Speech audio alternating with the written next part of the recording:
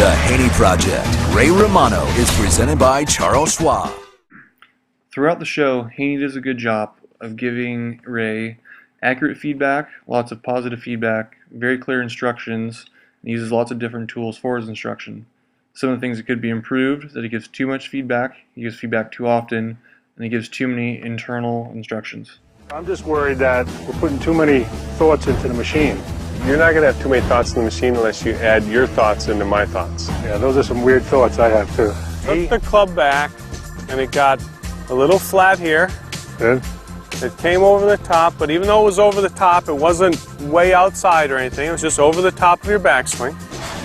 And you had just enough throw in it to square the club face. And it was a great shot. Yeah. It was a great shot. If that was your bad swing, we would take it all day long. All right. Okay, if that was your good swing, then we're in trouble. We're not breaking 8.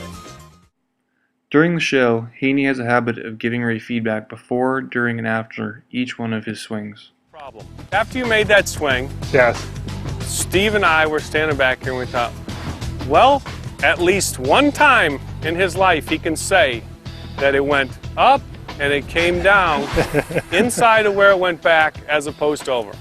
At least he has one on his scorecard. And immediately you came with, I didn't like that. In order to correct this, Haney should wait for Ray to come to him and allow for self-controlled feedback. I'm going to bug him, hey, what I do there and what I do there. But it was Hank who was going up to him and here's what you did on that, here's what you did on that. And every guy. Here, start it to the right a little bit and draw it in, just like the whole shape, Haney, okay? There you go, just like that. Whenever you're hitting to the right, you're hitting with the side of your hand, like that, instead of the back of your hand, like that. Yeah, feel like you're closing that. Put that thumb off the side there. Feel like you're closing. Hold on to it. Take your grip. It's been really interesting. He's changed my grip. He's changed my swing. I now can't hit the ball. I don't know what my mother's name is anymore.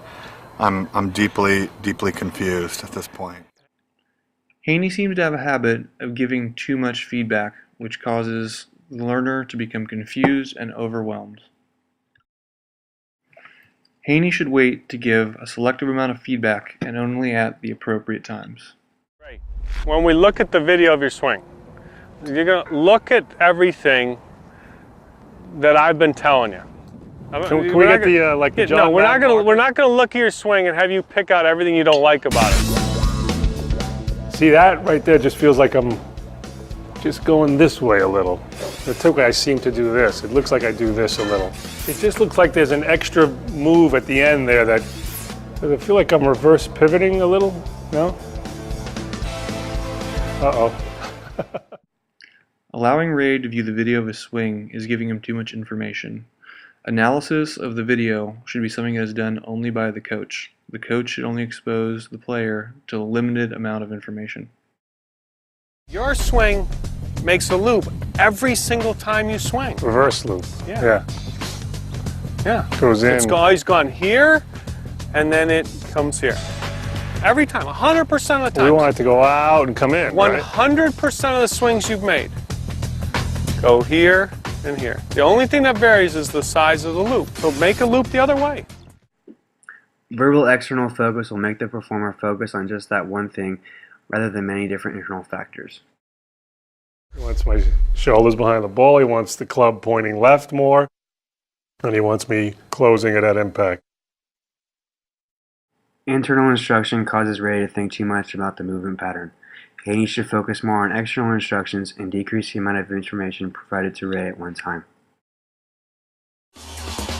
He's finally got the concept of reversing the arc that he's always made in his swing. He's always taken the club inside, cross the line at the top, and come over the top of his backswing.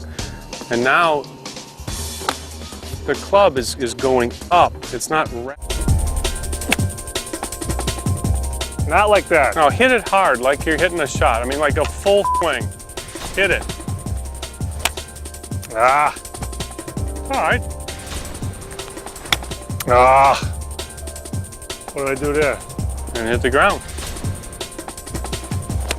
Ah. For his practice design, Haney involves block practice, which has Ray constantly hitting shots from the same location. This has low contextual interference. What we would change, we would have Ray shoot shots from different locations to add variability. Haney also uses random practice by having Ray play different courses throughout the practice regimen, allowing Ray to get a feel for different types of situations and shots he may encounter. This is a high level of contextual interference. This is something we would keep in our practice design because it has a high level of variability. For our final evaluation, Haney uses too much feedback after each trial. This can lead to Ray becoming dependent on Haney. He has an improper use of the video replay. He should only allow the analysis for the coach.